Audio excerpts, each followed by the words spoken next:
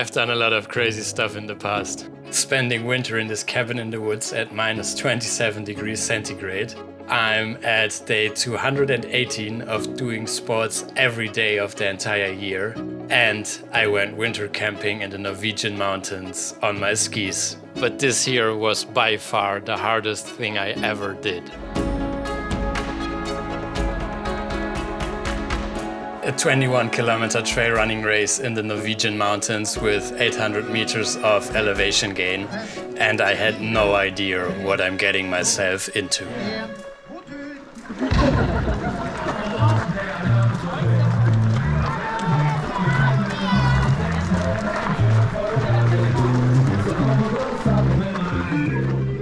I signed up for this race a few months back, and during training I always told myself that I will only spend a few hours in the mountains. Not a big deal at all, but I will never forget the humbling moment we all stood at the start together and looked up into the mountains we were about to run. I finally wasn't looking at a map or at numbers any longer. I was standing in the mountains about to do something special. But it was also the first moment in the whole process where I felt a little scared. The first kilometer was running uphill on a gravel road and it felt very good. I ran faster than planned, but it didn't feel like overpacing. But as soon as we left the gravel road, reality hit me hard, bro. All of a sudden I was running through a swamp. No proper trails, just water and mud. Every single step was super exhausting and I barely made any progress. I didn't pay attention for a split second and all of a sudden I found myself buried knee deep in the mud.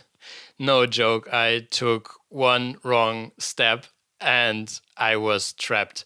I needed all of my strength to get my legs out of the mud, but unfortunately my shoe was still buried in the swamp. And I had to dig through the dirt standing in my socks, and it was such a struggle. I really thought my race was over before it even had begun. But finally I found my shoe and I just put it back on. It was soaked and so dirty and I was completely covered in mud and there were still 19 kilometers left to run.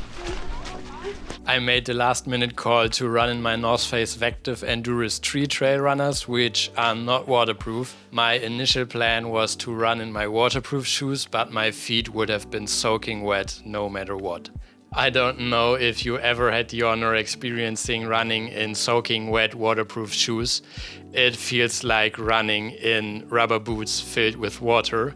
All in all, I'm super happy with my choices and I didn't get a single blister on the entire run, which is a miracle to me.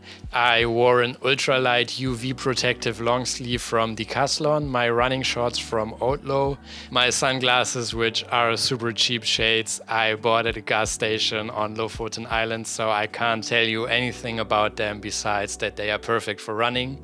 My running socks, running underpants and running cap, all from Decathlon as well.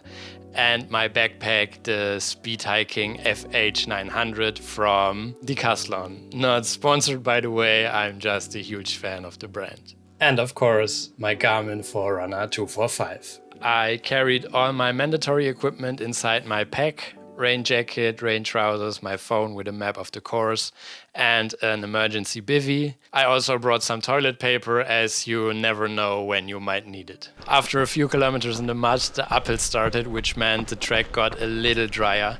I tried to run as much as possible, but many parts of the uphill just weren't runnable. I also had to overtake a big pack of runners who just walked up the entire climb. In retrospect, I would have loved to run even more of the uphill parts, but in the end I at least learned that I might suck at uphill running and that I need to train it a lot, but most of the people around me struggled way harder. The first big climb was 6 kilometers long and packed 500 meters of elevation gain. Once we made it up into the mountains, everything changed. It is so amazingly beautiful up there and you could finally get into a flow. It was still quite muddy and you had to stop from here and there, but you could finally call it a run.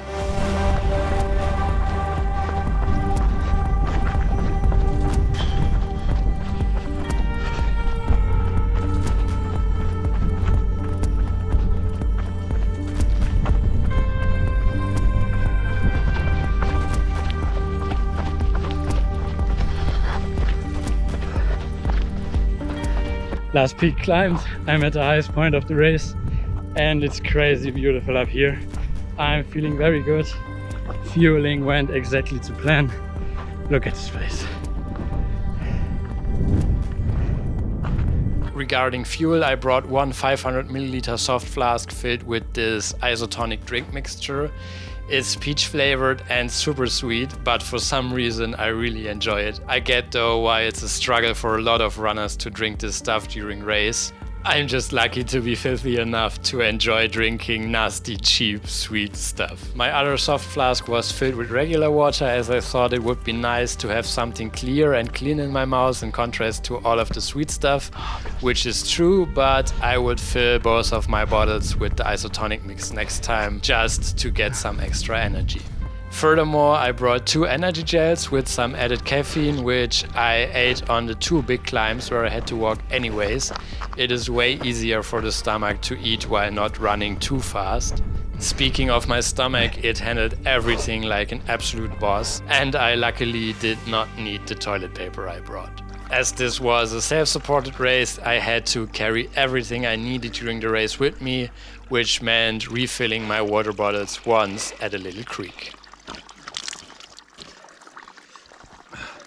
From the highest point of the race, it was a 9-kilometer downhill section straight towards the finish line, and this part was super amazing. I just love downhill running and I was quite fast and I managed to even overtake quite a big bunch of people on the way down. 16 kilometers in. From here on it's just a stupid little 5k. Let's do it. As we got down deeper into the valley, we ran straight back into the swamp, unfortunately, and being back in the mud broke me. It's one thing running through mud, but it's another thing running through a massive swamp on super deep downhill sections after giving it your all for almost 4 hours in the mountains. And I don't know, I hated it and I fell a few times. I took it easy, I got overtook, I didn't care, I just wanted to make it home without getting injured at this point. We're finally back at a proper road. Oh boy, that was wide. 2 kilometers to go, almost home. I'm super happy, but I'm cooked. This is by far the craziest thing I ever did. Oh boy.